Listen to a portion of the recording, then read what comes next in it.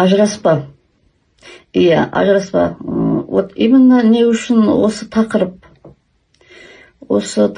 не үшін мен ажыраспа деп қойып аламын. Себебі бұл менің өте жаныма жақын, жүрегіме жақын. Себебі менде сіз сияқты жас болдым.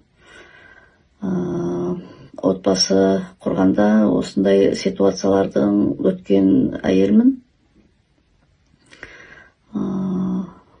Ол уақыт өтіп кетті, көп жылдар, 30-40 жыл өтіп кеткен. Сол себептен де қазіргі мен жастарға, әсіресе қыз балалар, әйел азаматтарға көмектескім келеді. Себебі